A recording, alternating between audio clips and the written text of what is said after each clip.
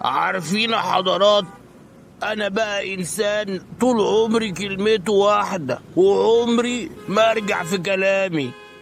وليه بقى يا ريس بلكونة عمرك ما بترجع في كلامك؟ وضح واذكر الاسباب. عشان بخاف ارجع في كلامي اخبط اللي ورايا. هاي زي الفل يا عم غاوري. مساء الفل يا ريس بلكونة. بقول لك ايه يا ديجي، الواد لمونة بقاله كام يوم كده مش باين، وانا خايف ومقلق عليه الصراحة. والله يا عم بغوري انا قلقان زيك، لان المهمة اللي كلفته بيها مش سهلة ابدا. طب وايه الحل يا ديجن دلوقتي؟ نروح ندور عليهم ولا هنعمل ايه؟ انت ما عندكش اي معلومات عن اللي واخد منك الابحاث دي؟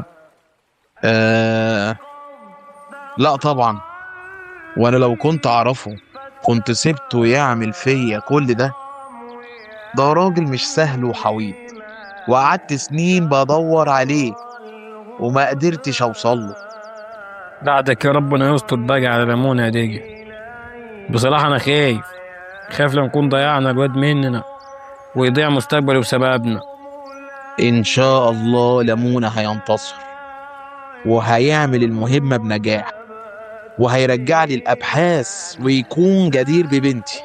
هل انت يا ديجي مش خايف ولا قلقان على لمونة؟ ولا خايف ولا قلقان، قلقان بالاسواق. اضحك يا عم مغاور اضحك. ضحكتنا يا ديجي وانا مش نفسي اضحك والله. الله يجيبك بالسلامة يا لمونة سالم غانم، واكل شارب نايم كمان. عادي يا عم مغاور انك تخاف عليه، معاك حق. وزي ما قال الزعيم الكاميروني روجيه ميلا، من خاف سلم. قام رد عليه بقى القائد الكاميروني باتريك منبومة وقال له ايه؟ ولا من خاف ولا من داري. الله الله الله الله، ما بالراحة يا عم بالراحة. وايه بقى موضوع الخطف ده اللي انتوا عاملينه ده؟ حرام عليكم، حرام عليكم، خطفتوني ليه؟ انا ما اعرفش حاجة، رجعوني لأمي بقى. اسكت يا حلمي اسكت، احنا مش بنخاف من حد بقى. انا بس عايز اعرف مين الكبير هنا بقى عشان اعرف اكلمه راجل لراجل. انا سعيد، انا سعيد. شيلوا الكيس اللي على وشي، انا معاهم في العصابة، والله انا معاهم في العصابة.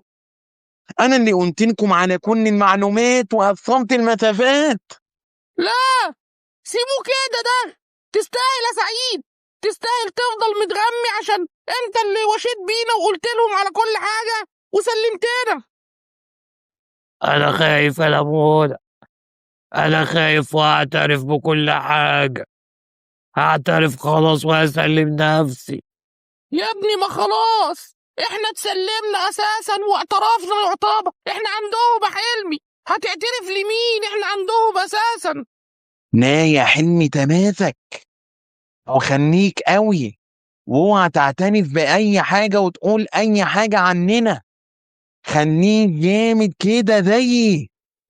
اسكت خالص، انت تسكت خالص اذا كنت انت اللي ضيعتنا اساسا ووشيت بينا وخليتهم جابونا هنا.